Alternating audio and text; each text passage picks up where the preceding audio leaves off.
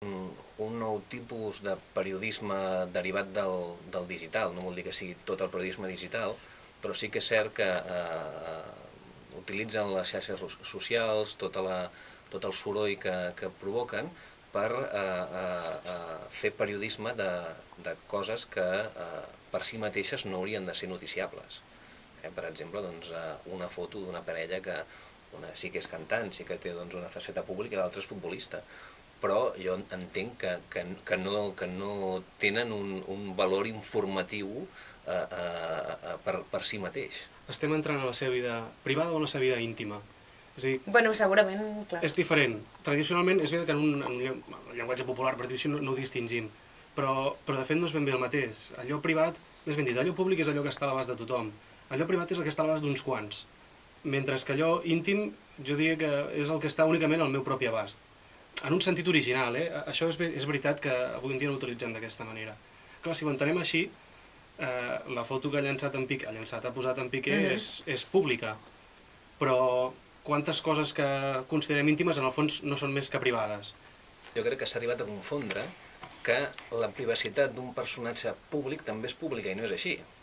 I jo crec que aquí hi ha la confusió.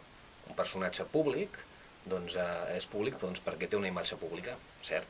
Però ara, la seva vida privada, la seva intimitat no és pública. Ara, sí que és cert que hi ha gent pública que juga a vendre la seva imatge. Llavors, jo en aquest sentit no sento cap mena de pena per la gent que els hi vulneren la intimitat, perquè hi ha gent que ha tractat la seva pròpia intimitat com una mercaderia que es pot comprar i vendre. Aquí, la veritat, jo no em sap cap greu per aquesta gent. Ara, per la gent que no ha jugat amb la seva intimitat, que es vegi vulnerat la seva vida, no pot fer vida normal, perquè sempre té o bé paparazzis o sempre té algú al darrere que pot incidir en la seva vida, jo considero que aquí tenim un petit drama. La persona, ara tampoc no vull, però prové d'un terme grec que és el prosopon, no? I prosopon són una mica les màscares que utilitzaven els grecs en les tragèdies, no? I llavors, el que era un bon actor és aquell que era capaç d'interpretar un paper a la perfecció. Doncs aquesta era la persona era aquesta, no?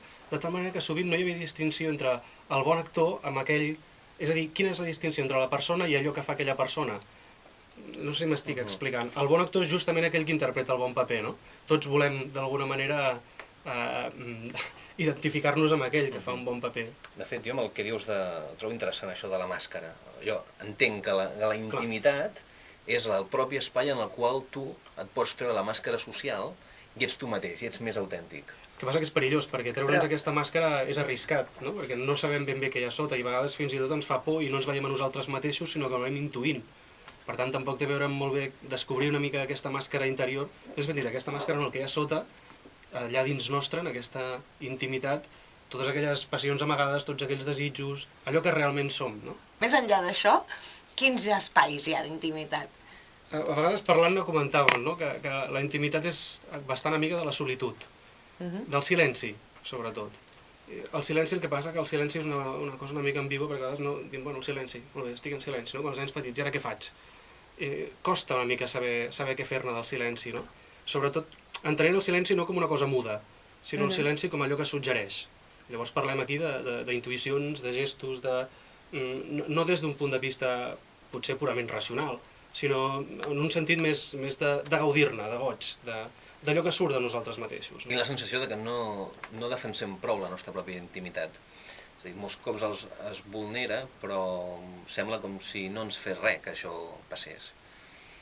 I això es pot explicar, s'ha parlat de les xarxes socials, potser que hi ha aquesta nova cultura de fer pública la nostra intimitat. Jo haig de confessar que la meva intimitat no té cap interès.